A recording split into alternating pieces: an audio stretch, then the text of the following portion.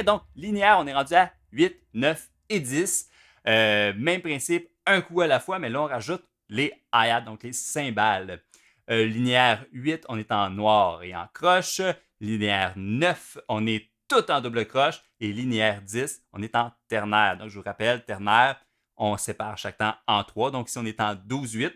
12-8 qui signifie 12 croches par mesure. Donc, 4 groupes de 3 croches pour faire nos 4 temps. Je reviens à ma linéaire 8. Tout d'abord, remarquez, il y a des accents ici. Donc, quand on a un coup accentué, on le fait fort.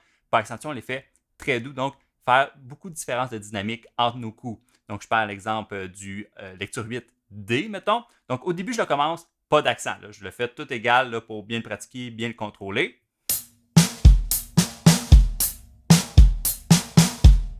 OK, ça va bien. Maintenant, je rajoute mon accent. Donc, ceux qui n'ont pas d'accent, je rappelle, je les fais super doux. Là, je lève un pouce et demi. Puis ceux qui ont un accent, je les fais très fort. Donc,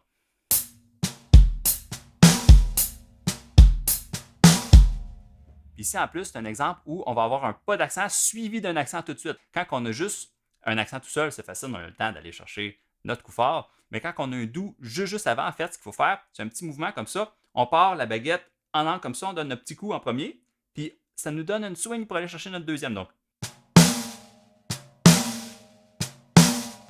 après mon petit coup, je lève, et après ça, je viens frapper. Le premier coup, en fait, il va avoir plus d'angle sur la baguette, ce qui fait que ça va être moins fort parce que plus je joue les baguettes en angle, plus c'est doux, plus je descends, plus c'est fort. C'est pour ça aussi qu'on utilise beaucoup cette technique-là là, de baguette en jazz, c'est pour avoir plus d'angle entre la baguette et la caisse claire pour pouvoir jouer plus doux, parce que souvent dans le jazz, on veut quelque chose de plus léger sur la caisse claire. Donc au lieu de jouer tout le temps comme ça, on se place comme ça.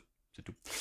Donc, je vais avoir mon petit coup suivi de mon gros coup. Donc, aller chercher comme un petit mouvement de fouette. Le premier là, qui donne un petit élan, puis le deuxième qui vient frapper.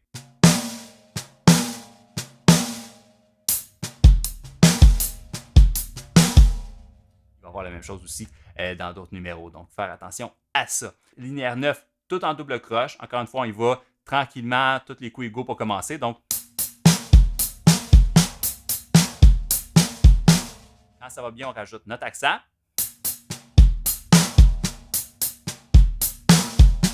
Et ensuite, on accélère graduellement. Et on le fait en boucle plusieurs fois pour bien le maîtriser. Après ça, on passe au prochain. Puis après ça, quand ça va bien, on essaie de toutes les enchaîner. Et enfin, linéaire 10 en 12-8. Donc, on compte 1, 2, 3, 4, 5, 6, 7, 8, 9, 10, 11, 12. Et on fait attention à nos accents. Donc, tranquillement, pas d'accent au début. Après ça, avec accent. Et après ça, on accélère. Voilà pour ça. Voilà ce qui fait le tour de notre livre, La batterie pour tous.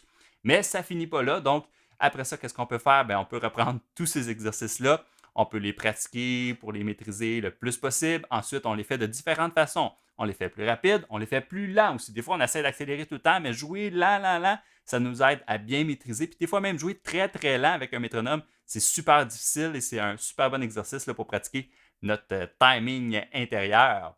Et enfin, après ça, on peut faire des dynamiques là-dedans, jouer les beats forts, jouer les beats doux, jouer avec des crescendo, décrescendo. On peut aussi tout modifier nos beats, en faire des passes, prendre des passes, en faire des beats, les déplacer sur les tomes, les cymbales un peu partout. Puis après ça, on n'a plus de limites, ça nous permet de créer notre propre langage de batteur. Donc, je vous souhaite de vous amuser avec ça et à bientôt. Bye bye.